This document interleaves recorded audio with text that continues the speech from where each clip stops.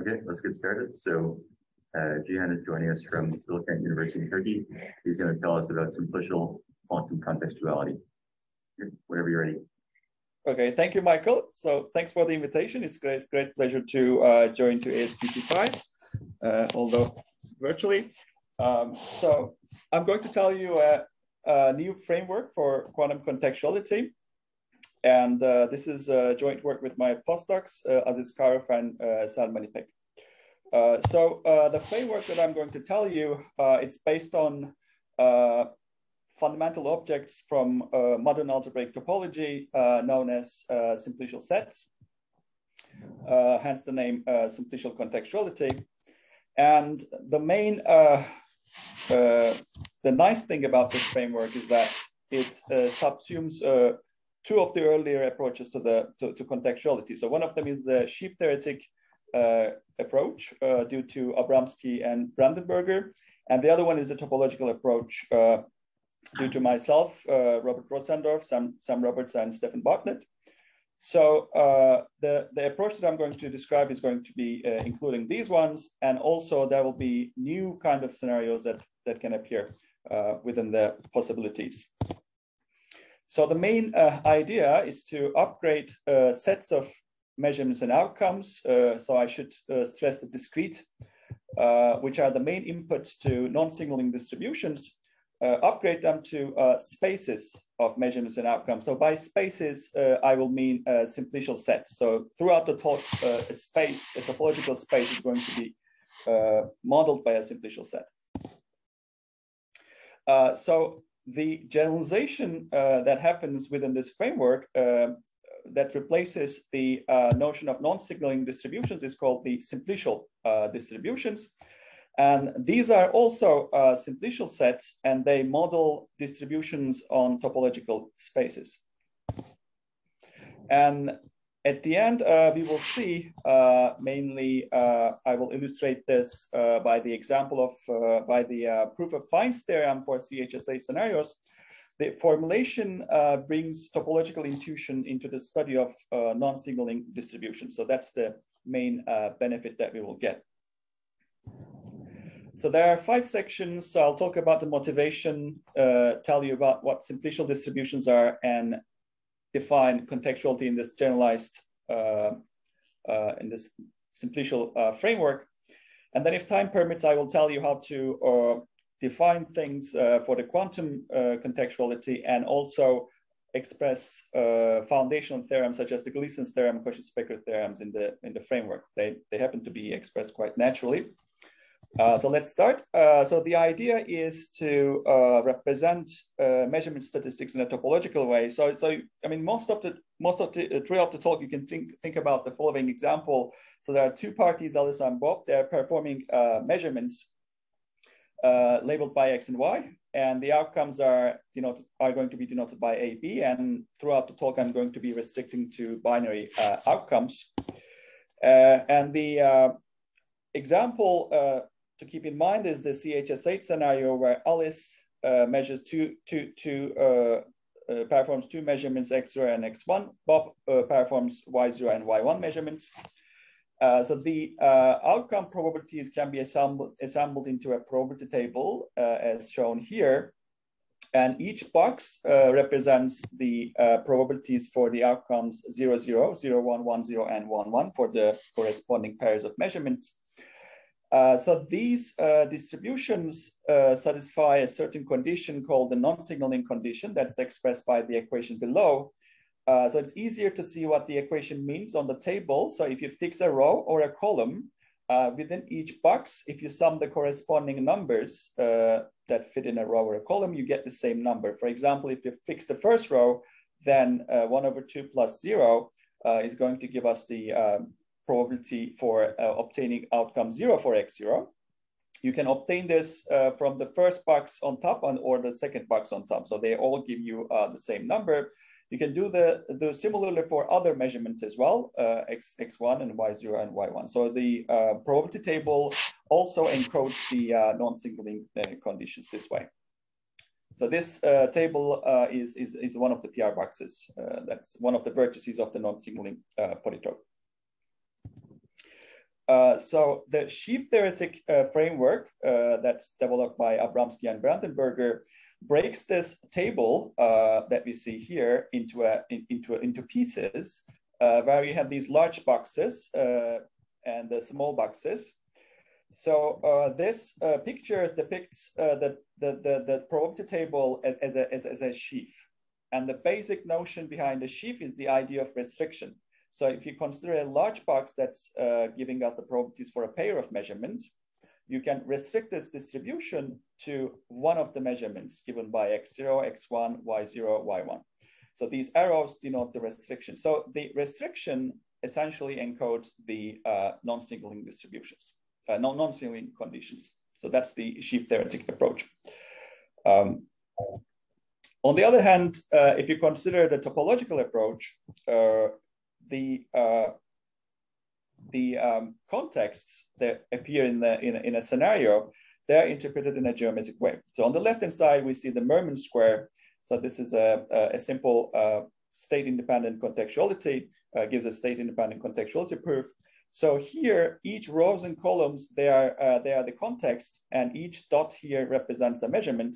So each context consists of 3 measurements here. And there are also algebraic relations that the operators that we are supposed to put here satisfies. In each context, they multiply to identity, except this red one where they multiply to minus identity. And also we restrict the eigenvalues to plus and minus 1. So given these constraints, the 2-qubit Pauli operators depicted here satisfies all of these conditions. Whereas you cannot really satisfy these conditions using the eigenvalues plus minus 1. So this is an illustration of a contextuality proof in the sense of Kochen-Specker. Topological approach in the high level description, what it does, so this is kind of the recipe that we are going to be following essentially, but I will give you more proper definitions later on. So the idea is to convert each context into a triangle and label the observables, label the edges by the observables. And the algebraic constraints that appear on the left-hand side turns out to specify a cohomology class on this surface.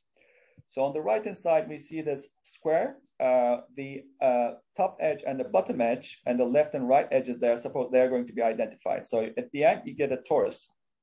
And the cohomology class beta lives on this torus. And it turns out that it is non-trivial, which actually detects the contextuality in the topological framework. So that's the basic idea. So the sheaf theoretic framework and the topological framework there basically can be described in this way very briefly.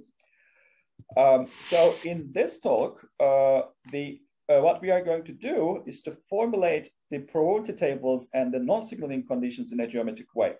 So by the geometric way, I mean in the sense of the topological approach. So in the topological approach, at this point, we don't see any probabilities appearing, only the observables are appearing.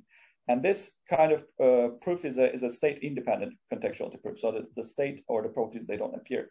So we want to somehow merge the 2 approaches and also go beyond these 2 approaches. So that's the goal of the talk. So to be able to achieve this, I will take the intuition from the topological approach. So let's first get rid of the context where the observables multiply to minus identity.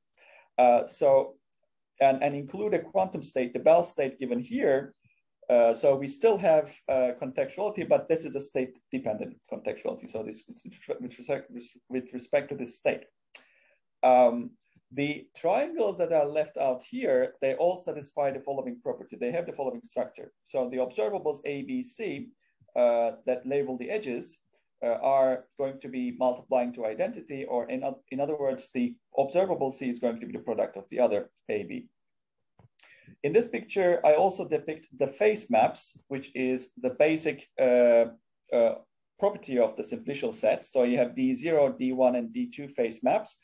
From the triangle, these face maps gives you the edges, the one-dimensional objects here, the arrows that you see. So the 0th face gives you the B edge observable, the edge labeled by B observable, and D1 gives you the edge labeled by C observable, and so on. So this is the structure of the basic geometric structure we have. To obtain the idea of simplicial distributions aligned with the topological approach, the first step, which is quite natural, is to replace the observables using the spectral decomposition with the corresponding projectors. And the pair AB, which commutes, is going to give us a projector measurement. So these are the pi ABs, these are the projectors with sum to the identity. This will be assigned to the triangle, whereas the sums of the projectors that are denoted by these circles here are going to be the projectors assigned to the edges. And these projectors are for the outcome 0 for each case. So the equations are specified here. So now what we did is the following. So the face maps now encoded the relationship between the projectors on the edges and the projectors on the triangle. So you can think of it as a marginalization of the projectors, like probabilities. So the next step is, again, quite natural, is to include a quantum state, which could be the Bell state that we took, and apply the Born rule. So that will turn the probabilities into projectors into probabilities, and then we will have the marginalization of the probabilities. So in the following sense, so that these 4 numbers assigned to the triangle are going to marginalize under the face maps to the probabilities on the edges. And I will be only recording for the edges, it suffices to only record the 0 outcome, because the 1 outcome is just 1 minus those numbers. So this is the motivation to define the simplicial distributions that's aligned with the topological approach. So now we can do the following. Given a probability table for a measurement X for Alice and measurement Y for Bob, these 4 numbers, now X and Y are just arbitrary, so abstract measurements. They are not necessarily quantum mechanical. You arrange them inside the triangle as before. And then for the X measurement, we can take the marginal. For the Y measurement, we have also the other marginal. But now the third edge as a bonus comes as a new measurement. So this is the XOR of the X and Y measurement. So the binary sum of these outcomes, the outcome for the XOR measurement is going to be the mod 2 sum of the outcomes for X and Y. And if you marginalize the other remaining P00, P11, you would get the probability for the XOR measurement for outcome 0. And this is still aligned with the previous example, because if X and Y are quantum mechanical observables AB, then the XOR is precisely the product of the observables. So this is the basic picture we have in interpreting a probability table as a simplex, 2 simplex. So now we can have larger tables on the left-hand side. On the right-hand side, we can glue these triangles to have a topological space. So more precisely, the objects that model these spaces are going to be called simplicial sets. So these are well-known objects in algebraic topology. A simplicial set is a sequence of sets that are labeled by natural numbers, and they are the simplices of the, you can think of them as abstract simplices of the space. And they come with 2 structures, the face maps DI and the degeneracy maps SJ. I already talked about the face maps. They give you the faces in every dimension. And the degeneracy maps, they are more mysterious, but their role is the following. So the face maps gives you the degeneracy maps tells you which simplices are going to be contracted at the end. So throughout the talk, I will concentrate on the face maps. So you don't have to really worry about the degeneracies for this talk, but they come as a part of the structure of simplicial sets, and they're in fact very, very important. So let's start with the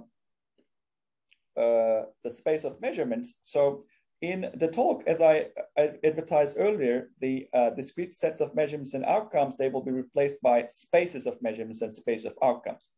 So a space of measurement is going to be represented by a simplicial set, and it is n simplices are going to be called n contexts. So these are so in this framework, contexts come with a dimension attached to them. from the beginning. So, for example, the basic triangle that I just described can be more formally described using the generating simplex, which corresponds to the triangle itself. So let's say sigma 0, 1, 2. And you can specify very precisely what the face maps and the degeneracy maps does. So I'm not going to go through the example in detail. So the point is that everything is combinatorial. You don't really do any point set topology. Everything is combinatorially described. What are the face maps? What are the degeneracies? They are essentially acting on the indices. So a general simplicial set is going to be constructed from these simplices. So I will show you an example, which will be the CHSH scenario. Before that, let me talk about the outcome space. Again, in this framework, outcome space is described by an arbitrary simplicial set. The n simplices in this case, they are going to be corresponding to n outcomes. Again, the outcomes also come with a dimension attached to them. So given the outcome space, there's an important space or a simplicial set that is constructed, which is called the space of distributions. So this is also a simplicial set. And the n simplices of this object are given by distributions on y, on the n simplices of y. So this is a bit abstract because the framework is very general. So let me make it more concrete. So let's consider the following situation where the outcome is a certain space that's called the Nernst space. So on top here, you see the case where d is equal to 2. The binary outcomes. So in this case, the Nernst space has a single point. It has 2 loops that corresponds to 0 and 1. And it has 4 triangles that corresponds to pair of outcomes, 0, 0, 0, 1, 1, 0, and 1, 1. So the third edge is going to be the sum. That's kind of the referring to the idea of the XOR. And the 3 simplices are going to be triples of bits. And you will have higher simplices as well. So for us, actually, the dimension 2 suffices. We don't have to go higher dimensions. Now, the space of distributions, it is going to consist of simplices that are distributions. So for example, the 1 simplices are going to be distributions on the loops. So you can think of it as follows. Each loop is assigned a probability.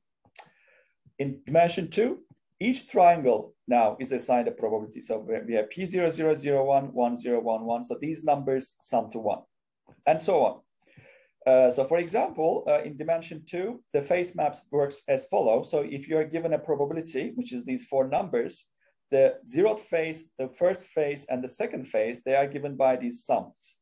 And these are essentially in the picture that I showed you earlier, which is this one on top. These face maps are precisely the sums of these distribution probabilities that are indicated by a circle. So if you want to get Px0, I would sum P01 and P00 and so on. So these are the face maps written as an equation. So this space on top is going to be the canonical, this space is going to be the canonical choice for outcomes in this talk.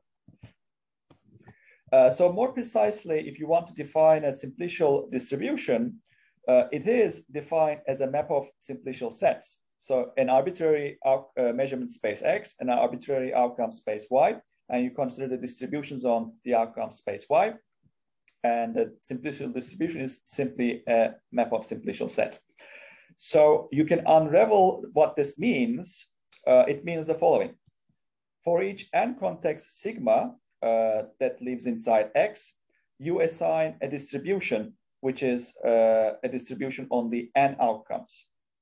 And then you would like the face maps and the degeneracy maps actually respect this assignment, and you can write this down as an equation. So I will describe this in the picture in the next slide, what's happening here. So the notation that I will be using later on is SXY is going to denote the set of simplicial distributions on XY. So what's happening here? On top, this is the picture that I introduced as we follow the topological picture. So this is actually a picture of a simplicial distribution on the two simplex. Now, the formal definition does the following. So the formal definition treats this distribution in two parts. So one part is the measurements. So there's a space of measurements that consists of only the labels of measurements.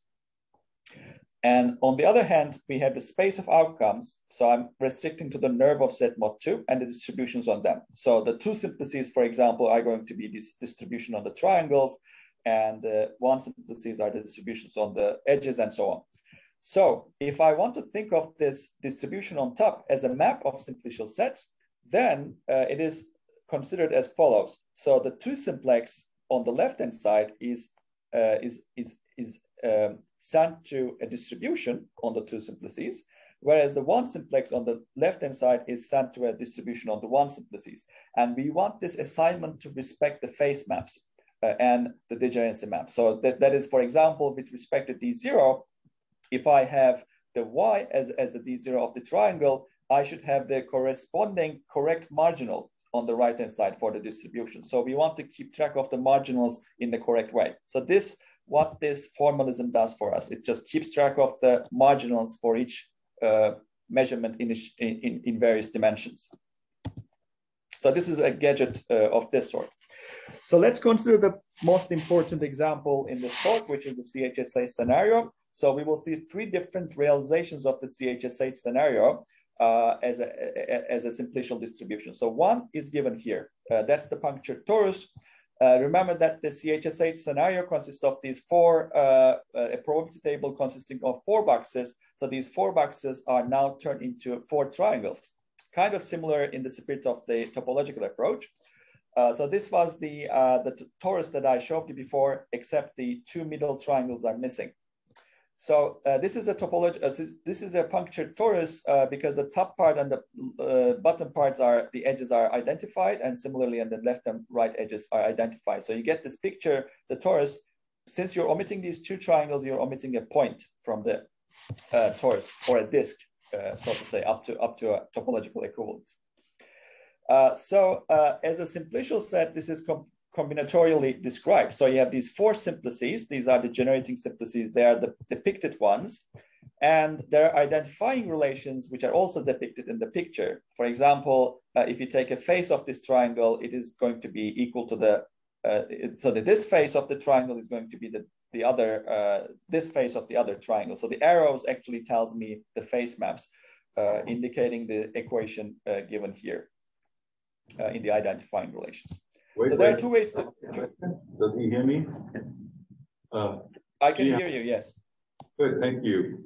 I have a question what this means operationally. So previously you had the same arrangement of context, removed only a single face. And that meant you were moving on to a state dependent scenario. Yeah? So kind of, you filled in this face you took out with the state. Now you had definite values maybe for these observables. Now you're taking 2 faces out. Can you please explain to me how I should think of this operationally? Yeah, so the 2 faces are taken out because we don't need them. So in the CHSH scenario, I mean this scenario to be more precise, this one. So Alice is performing 2 measurements, Bob is performing 2 measurements. We actually have 4 boxes here. Mm-hmm. So this is a bipartite Bell scenario. So I'm turning this into a torus where these triangles are corresponding to the pairs of measurements. So here, for example, this triangle is the measurement x0, y0, this triangle y0, x1, and so on. So the middle 2 are not needed at this point, but they will come in later. Okay, thank you. Okay, so this is one way of realizing the CH. Another question? I was just also wondering, like, when you take those 2 faces out, can you not just, is it still a puncture torus, or can you not just think of it as 2 systems separately? Because, I mean, you only have these vertices at the corners, which are kind of at the boundaries, which are kind of holding. So in the picture right-hand side, so the top part and the bottom parts these edges, if my cursor is visible, I'm not sure. So these edges are the same. So they're identified. They correspond to the same measurement x0 down here. So they're identified. And the measurement x1 on the left-hand side and the measurement x1 on the right-hand side, they're identified too. So this is how we should imagine. Thank you. Yeah, so the interior here, this red part, you should think of, so this is a two-dimensional surface, and you should think of this red part as the boundary. It is more apparent in the small picture here. So the red part is the boundary of the surface, and the blue part is the bulk. So the CHSH distributions, they live on the bulk. Okay, so this is the basic one of realized. Lots of questions. There's one more question here. Yeah, just for clarification, is P, just because I've already forgotten what it is P x0 exclusive or y0 is just the probability that the sum of the two measurement outcomes for observables x0 and y0 is equal to 0 mod 2?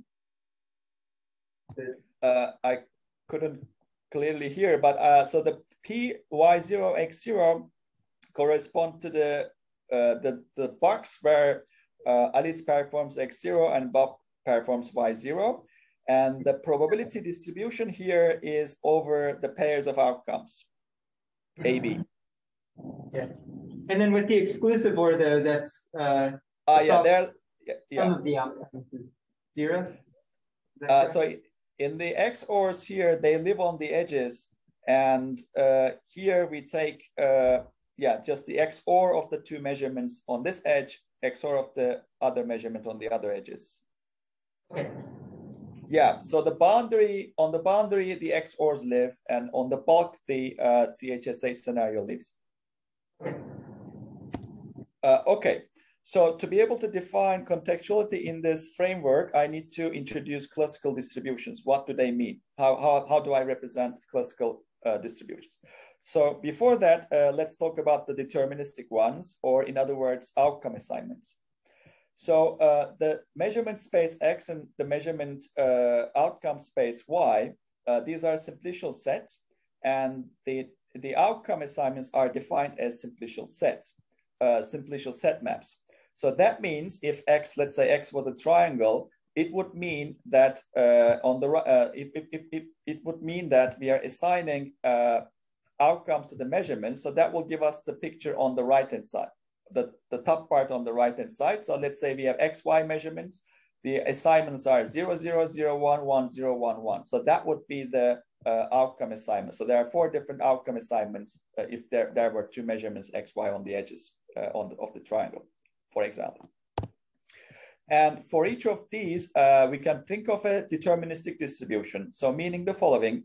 Let's say we have 0, 0 outcome assignment for the measurements on the edges. So that would correspond to the triangle on the left-hand side, given by where the distribution is 0, 1, 0, 0. So 1 in the middle. That corresponds to the 0, 0 outcome, if you remember the convention. And for the other outcome assignments, you have a deterministic distribution inside the triangles. So you can interpret them as a distribution. So that's what I mean by the corresponding associated deterministic distribution. So the notation for that is delta R. So another notation here is dxy, which is for the set of deterministic distributions. So these are, so the deterministic distributions are essentially maps of simplicial sets from X to Y. Now we can consider probabilistic mixtures of classical deterministic distributions. So these are going to be the classical distributions. So the framework allows us to take probabilistic mixtures of these deterministic distributions. So in the next slide, I will give a picture of what I mean here by this abstract mapping. So there's a natural way to send a classical distribution to a simplicial distribution. So this is the formula here. Essentially, you're marginalizing over each triangle to get the corresponding distribution that you should assign to the triangle. But it's easier to see this on the picture. So on the picture, we have the following. So at the bottom, we have this CHSH scenario on the left-hand side. And for the CHSH scenario, we have these 4 measurements. And to these measurements, we can actually assign outcomes. So the A0, B0, A1, and B1.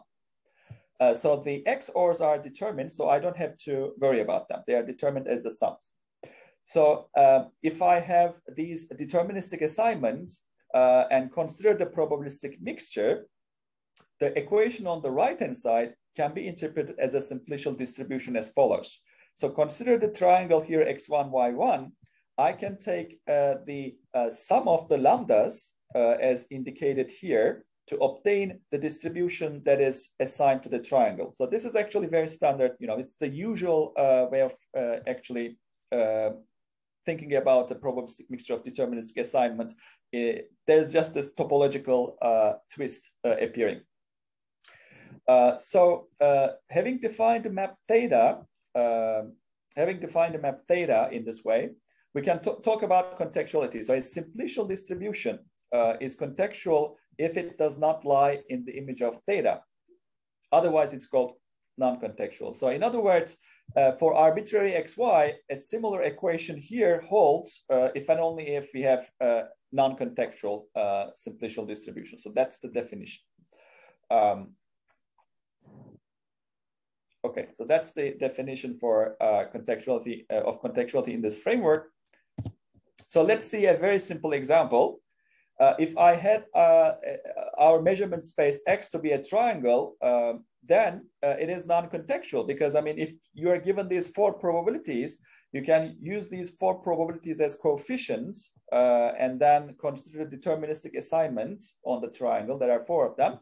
And then you will have this equation. So every triangle is non-contextual.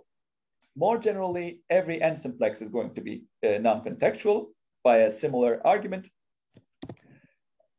So let me tell you more generally, if you have a non-signaling distribution, an arbitrary non-signaling distribution, which can be described in the sheaf theory formalism, you can embed it into the simplicial framework by regarding measurements and outcomes as zero-dimensional objects.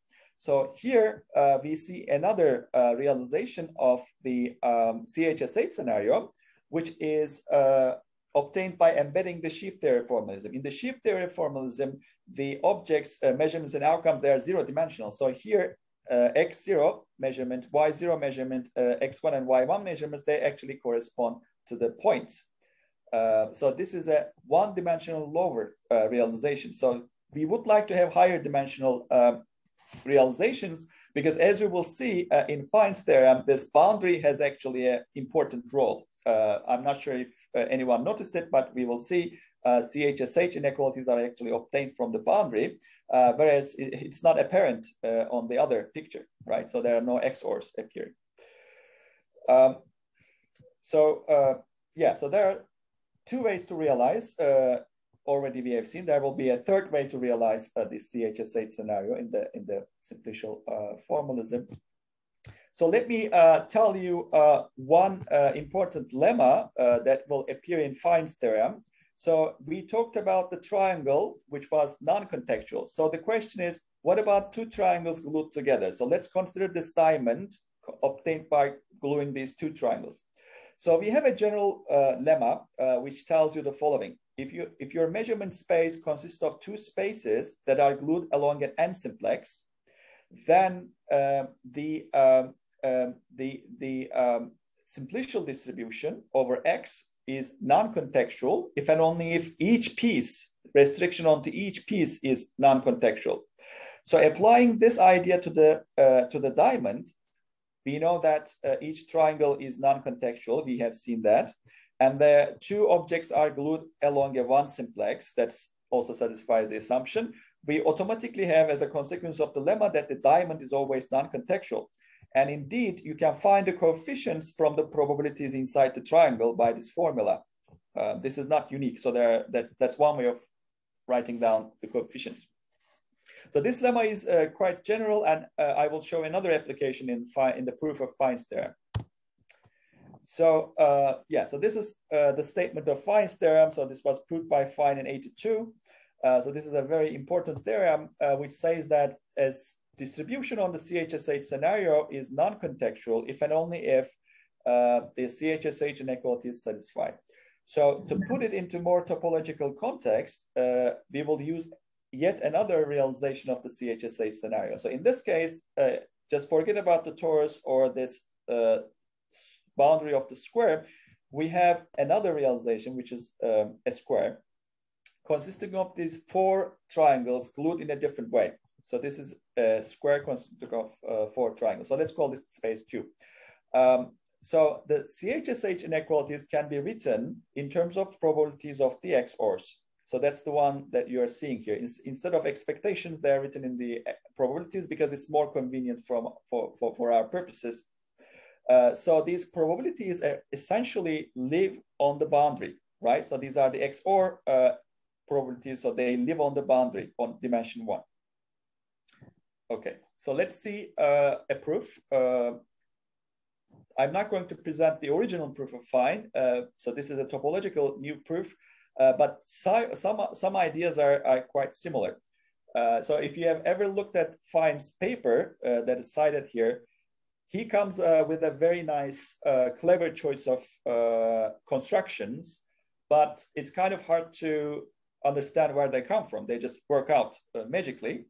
So to demystify what's going on, one can present a proof that uses pictures.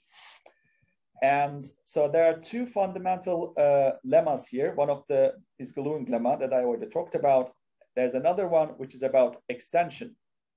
So the idea of extension is also used in Fine's theorem, original proof. So the elementary ingredients here are the following. So first of all, on top, we see the diamond scenario. So this little picture and the boundary of the diamond scenario. So there's a simple statement which says the following. If you have a distribution on the boundary of a diamond, it extends to the diamond itself if and only if the CHSH inequalities are satisfied. So this is a simple statement to prove. There is one more step here that's kind of a bit more complicated, and it is the following. So look at the one-dimensional picture here that is obtained by gluing the boundaries of 2 diamonds here in this picture. Hopefully my cursor is visible. So this is the boundary of this 2-dimensional space.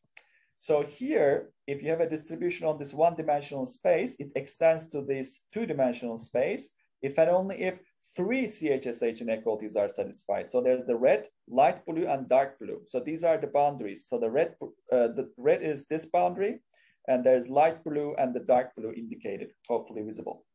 So these are the elementary pieces. So the third ingredient, which is the elementary piece here, is if you look at the box number 2 on the right, there's a tetrahedron here. It's in fact a boundary of the tetrahedron. By straightforward methods, one can show that any distribution on the boundary of a tetrahedron is always non-contextual. So combining all of these, you get the Fine's theorem as follows. So let's say you have the CHSH scenario on Q, which satisfies the CHSH inequalities.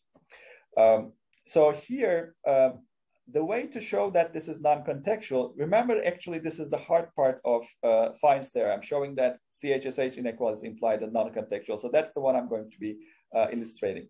So suppose we have the CHSH inequalities. So the extension lemma tells us the following. Instead of showing that the distribution is on Q is non-contextual, you can do the following. First, extend this to a larger space and show that this larger space is non-contextual. And the larger space here we consider is obtained, is this large piece here, this big picture here, is obtained by gluing to Q this 2-dimensional space down here in box 2. But this, so now you want to show that this large piece is non-contextual. And the way you do it is to use the gluing lemma. So there's a second decomposition of this large picture here that's given by a gluing of 2 tetrahedrons, boundaries of 2 tetrahedrons, along a 2 simplex. So now we can apply the gluing lemma because we know the tetrahedron is non-contextual, boundary of tetrahedron is non-contextual. Gluing lemma tells us this big piece is non-contextual. So therefore, all we have to show that is, since we have this large picture non-contextual, extension lemma says that it suffices to construct an extension of Q to this large piece, and it will finish the proof. And the extension comes from extending this distribution from this 1-dimensional space to this 2-dimensional space that comes from these three CHSH inequalities. The red one is satisfied by the assumption. The light blue and the dark blue are satisfied because of these the observation that we had here about the diamond scenario. So these are essentially the boundaries in this square. Since we have a diamond scenario inside, the boundary has to satisfy the CHSH inequalities. So these implications on top for the diamond, they are both ways. Extends if and only if CHSH inequality is satisfied. So this is like a high-level description of Fine's theorem, which has these small ingredients. Each piece is easy to prove, and you can combine them to have the full proof. That's the hard part. Having the CHSH implies non-contextuality. And there's a bonus here. If you go back to the original realization, which we have been talking about, the puncture torus, so you can have the following statement: a simplicial distribution on the puncture torus, which is the CHSH scenario, distribution on the CHSH scenario, it extends to the full torus. Now we are filling in, if and only if the distribution is non-contextual. So this is actually a new characterization. So it characterizes non-contextuality as an extension to the full torus. So it is quite easy to see that this fails for the PR box because it's contextual. We shouldn't be able to extend it. So if you look at the PR box, so that's the distribution on the light blue part. So if you try to extend it, the first step is to fill in these green triangles. And these green triangles are uniquely determined by the non-signaling. So you have a deterministic distribution in both cases.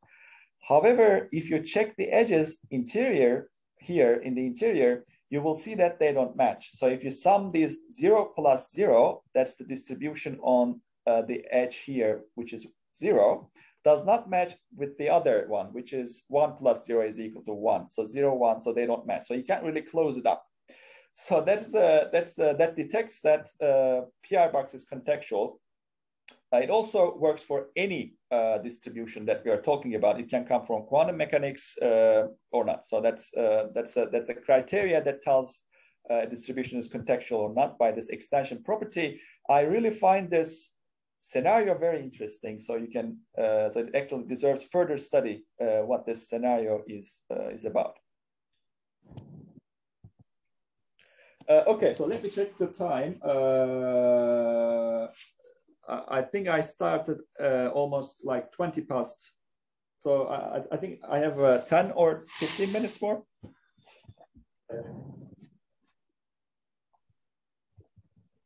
Okay, so let me talk about, just give you a hint of what kind of new scenarios that one can have that are not, that don't appear in the standard non-signaling formalism. So you can have very small scenarios that are actually contextual. So you can have a single triangle where the edges are labeled by the same measurement. So topologically, you just have this picture down here. You have the triangle and you glue two edges, very small distribution. You can show that this cannot be written as a probabilistic mixture of deterministic distributions. So since we have the same measurement here, the outcome is supposed to be the same, like 0, 0 or 1, 1. So you cannot really write this distribution, for example, 0, 0, 1 over 2, 1 over 2 as a probabilistic mixture of the deterministic ones. So in our formalism, the simplicial distribution formalism, if you follow what the definition of contextuality is, this example is going to be contextual, so very small. You can have a slightly larger example where you have two triangles and the measurements xy, xy. So the same pair, but labeling different with different distributions, P and Q. So this is a cylinder, and you can again show that a certain distribution that's given here cannot be expressed as a probabilistic mixture of deterministic ones. So that's contextual as well. So this is the flexibility of simplicial sets on the measurement side. You can also change your outcome spaces. So in the talk, I always fixed the outcome space to be the nerve of Z mod 2. So that's the classifying space of Z mod 2. It's a very canonical object in algebraic topology, but you can take any space essentially. So if you take the circle, it's quite small. Then simplicial distributions are going to be those ones where the P11 outcome, the P11 probability is set to 0 on triangles. So this is a non-signaling distribution where you impose the condition that the P11 is always 0. So that's, again, an alteration of the non-signaling formalism. So it's like different scenarios appear here. So how do we talk about quantum contextuality in this framework? So it is kind of, we already did it as we passed from the topological approach to the simplicial distributions. There was a path that we followed. So let's follow this path again in a more rigorous fashion. So the first step was to consider the projective measurement associated to the observables. Very similar to the space of distributions on a simplicial set, we can talk about projective measurements on a simplicial set by replacing non-negative numbers with the set of projectors on a Hilbert space.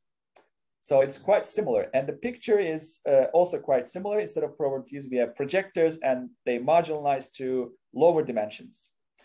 You can even work with POVMs if you replace the projectors with positive semi-definite operators. So that is actually more general, but let's focus on projectors for this talk. I also mentioned the simplicial Born rule. It allows you to pass from projectors to probabilities. In the simplicial world, that corresponds to a simplicial set map that takes us from projectors on Y to distributions on Y. So this is a more formal way of thinking about the simplicial Born rule. Now we can talk about quantum contextuality. If you're given a measurement on a scenario, simplicial measurement, which is now a simplicial set map that goes from the space of measurements X to projective measurements on Y.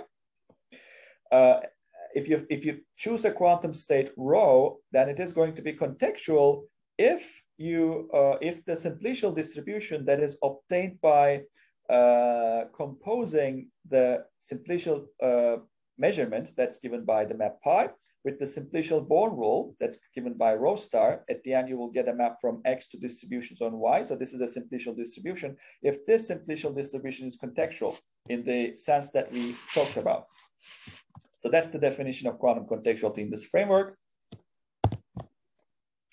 Now, I would like to make the other step, this was the first step, if you remember, the spectral decomposition, a little bit more formal. So what we did was to pass from observables on the left-hand side to projectors. Of course, we can also write it down as a map of simplicial sets. So the observables on the right-hand side can also be assembled into a space, a simplicial set. Space modeled by a simplicial set. In this case, this is the n simplices are going to be n tuples of unitaries that pairwise commute, and they give you the d to power give you the identity. So you can work in either side. So you can go to observables or go to projectors. It's like as easy as you would do in standard quantum mechanics. There's actually there's a twist, which is there's a topological content, extra topological content that one tracks. So instead of specifying a simplicial measurement by a map into the projectors, you can actually specify it as a map to this object. That's the nerve Z mod D of the unitary group.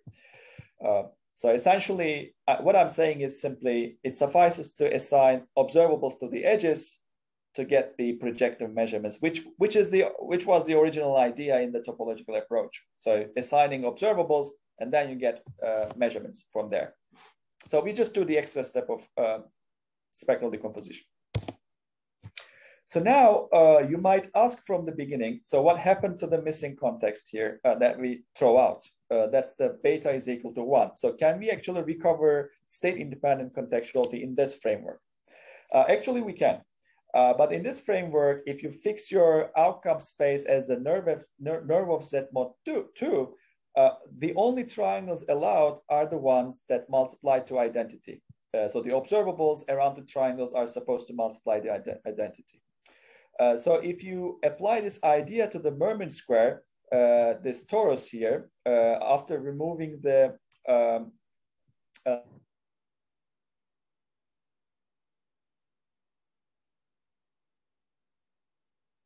fill in these two triangles here, where I include not x tensor x, but minus x tensor x, because I keep the product to be identity. And then I need to add minus identity to keep this product again identity. Okay. But now minus identity, it gives you a hole in the torus, so you cannot really close it up. What we want is to contract this loop to a point, because right-hand side is what state-independent contextuality corresponds to. So in our formalism, this is expressed as simply contracting the loop. And contracting the loop, if you pass to cohomology, gives you a long exact sequence that relates the cohomology groups of these spaces. So this is standard machinery from algebraic topology. So if you're not familiar with it, you have to just believe what I say. The statement is the following: there's a long exact sequence where the map here zeta sends the generator of H1 S1. By the way, H1 S1 is Z mod D. That's the first cohomology of S1. The generator here is the element 1. It goes to, under the map zeta, the cohomology class beta. That's the original cohomology class beta that has been constructed in the topological approach paper. That's the way you recover it. So you can still recover state-independent contextuality using the standard machinery of algebraic topology. There is a refinement of this approach that actually applies to strong contextuality instead of state-independent contextuality. So the strong contextuality, as introduced in shift theoretic formalism, can be generalized to simplicial distributions. For the simplicial distributions, there's a way to define the support. So this is done quite straightforwardly. I'm not going to go into the details. And using that support, so this is a set. You can say that the simplicial distribution is strongly contextual if the support is empty.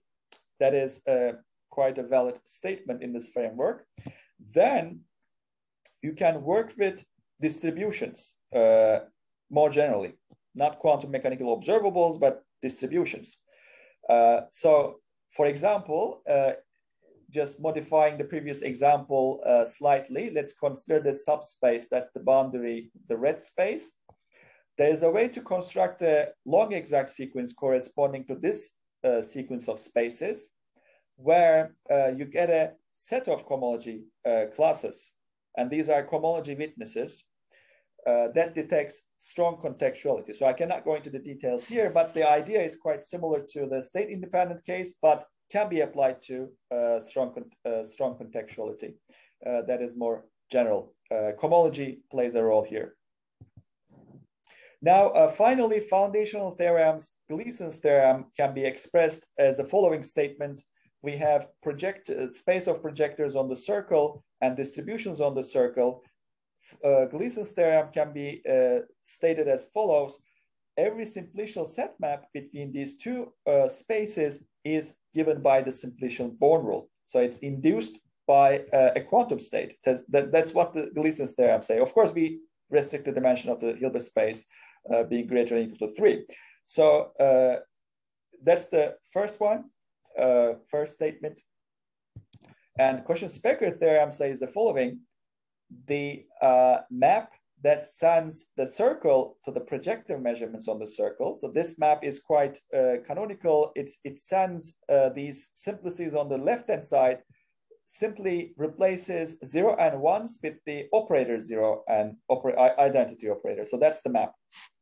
So Kochen-Specker says that when the Hilbert space is dimension greater or equal to 3, this canonical map does not split, meaning that you cannot really map projectors back to 0, 1s. That is kind of the idea. So this is also expressed quite naturally in the framework. So just to wrap up, what we have shown that the simplicial setting provides the topological intuition into contextuality proofs. brings in new characterization of contextuality. There are multiple realizations of a standard non-signaling scenario, where the measurement space might have different topology and it kind of brings in different aspects. And flexibility of measurement in outcome spaces, it produces new scenarios that are not realizable in the standard non-signaling theory. And it's possible to construct homological witnesses that are generalizations of topological approach framework that applies to strong contextuality. And the foundational results like Gleason's theorem and Kochen-Specker theorems, they can be expressed quite naturally. So with that, I would like to thank you. So if you look at the paper, you can just feel free to scan the barcode.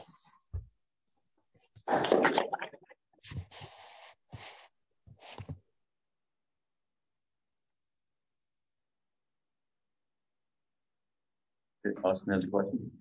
Yeah, John, so sorry to make you go all the way back to the beginning, but you mentioned something about how in this topological approach, I could take the original Mermin square written on the torus and use all of this like relative cohomology to get a state-dependent proof of contextuality. Could you just like sketch what is the parity-based proof of contextuality that this corresponds to, or do you have something else in mind in terms of? So sorry, is this picture or the long exact sequence picture? No, yeah, I mean, it was this picture, but I guess maybe it was before this or after this. You were talking about how, you know, if I get rid of this square where beta is equal to 1, or this triangle. Yes, right here, the state-dependent version, yeah. So, I mean, so is there some corresponding parity-based proof of contextuality that I can write down here for this? Yeah. So it is actually the same as before. So here, remember that the product of the observables are the product of the observables here is -1. So if you were to assign eigenvalues plus -1, so you want to keep the product here -1. So this actually fixes this choice where the product is -1. So the same proof applies. So if you look at the constraints, the eigenvalues here multiply to 1 in every blue context. Yeah. Here, it multiplies to -1. So this is precisely the constraints that come from the state independent version. So the role of the quantum state is to impose this algebraic relation, which tells us, you know, the product is supposed to be -1 by picking out a specific choice, 1, 1, -1. So the product is -1. Okay, so I guess what you have in mind is whenever I'm inferring, you know, some measurement outcome for y tensor y, I'm not actually just measuring each qubit in the Pauli y basis. I'm actually measuring in this common eigenbasis of y, y, z, x, and x. Is that correct? Sorry, I couldn't hear well, but I mean, you're performing measurements for these observables. That's yeah. And the common eigenbasis of all the observables that correspond to. Yeah. But here, the way you prove the state independent proofs is that there's a set of algebraic relations that come from the product relations of the observables. So here, if you look at each context, you will observe that all the observables multiply to identity, except this red one, it multiplies to minus identity. So this is going to be translated to an algebraic relation about, among the eigenvalues. And you cannot really satisfy them. So if you haven't seen this proof, so sorry, I don't have it here and I cannot really write on the screen nicely. No, but I think I understand what you're saying now. Okay, yeah, sorry, maybe I should have included the list of equations. Yeah, that's fine. Okay.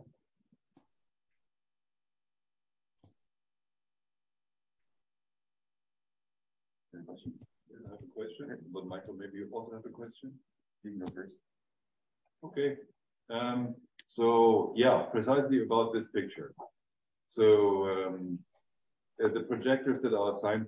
So I have a question about the gluing of the complex, of gluing several faces together at the edges.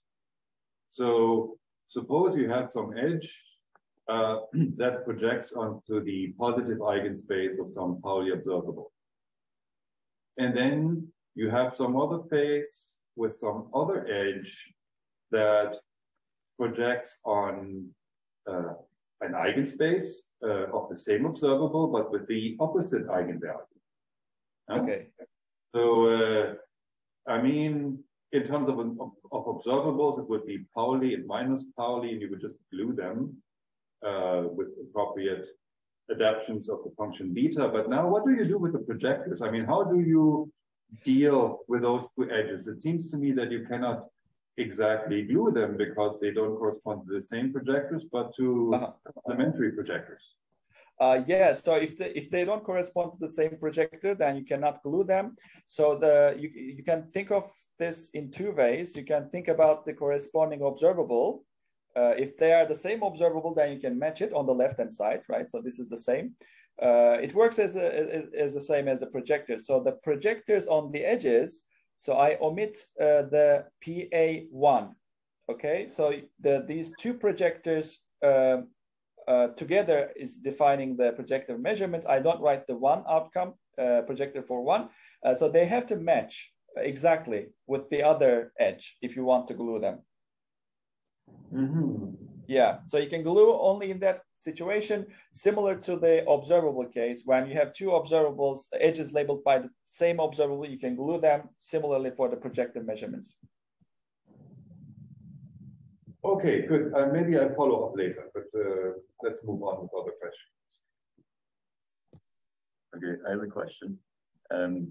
You had this example where you had a single two simplex with the same measurement on two of the edges. So you only have access to one measurement. You said that's contextual. Is there an it doesn't seem like enough for contextuality. Yeah. So these examples are a bit weird. So one has to think what do they mean? So if you follow up with the definition here, which is the definition of simplicial contextuality, simplicial distribution, you need two spaces and a map between this measurement space from the measurement space to the space of distributions. And so here I'm choosing X to be that interesting space, and Y is the nerve of Z mod 2. And then we have the definition of contextuality, which says that, well, are you able to write it as a probabilistic mixture of deterministic? So if you deterministic distribution, so if you apply that definition to this particular measurement space given by this identification, then it turns out that this measurement cannot be written as a probabilistic mixture. Yeah, so these are examples that you can construct within the framework, which turn out to be contextual. So if you think what's going on here, there's a triangle but a single measurement in essence. There is probably some redundancy in this example on the topological side. So that's kind of probably the reason why we have these contextual situations. But you can make these triangles larger. For example, space is larger. For example, I can keep adding to the bottom part here more triangles. For example, you can construct a CHSH scenario in that way. So let me do it. Sorry, I can't write it, but here, let's say we have x0, y0, x1, y1, x0. So I will add two more triangles. What you will obtain is a larger strip, which closes up. So you get a larger cylinder, a cylinder which is larger than the one below. And this is CHSH scenario. So in this framework, you can make things smaller. They stay contextual, but if you go back and interpret them, you should be cautious of what's going on, right? So you have a single measurement in the first one, and in the second one, you have a pair of measurements with two different distributions assigned to them. So they're allowed. You can express these things, but you have to think maybe operationally what this means. Okay, yeah, thanks. Yeah. And so this one here, if you change the outcome space, these are more realistic to think about, I think. So if you have one of the probabilities are forced to be zero, so you can have these kind of situations as well.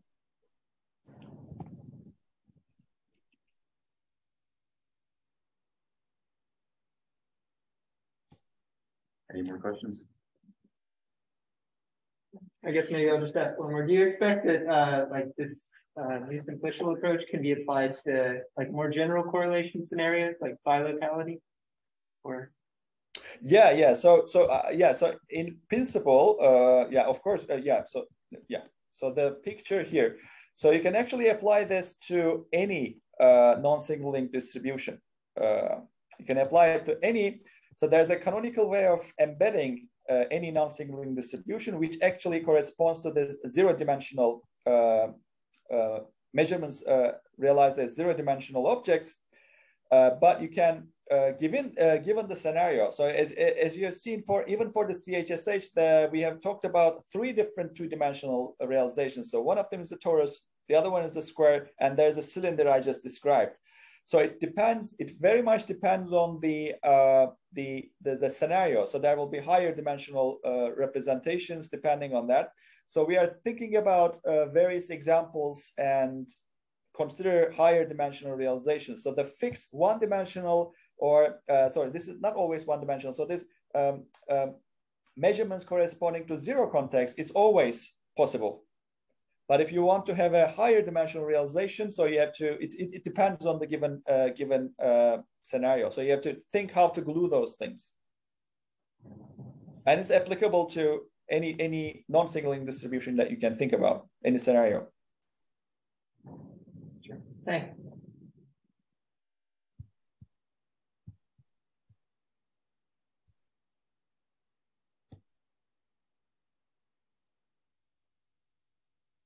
Okay, if there's no more questions, then I think we can end the session here. And maybe once again, thank all the speakers from the morning session. Thank you very much.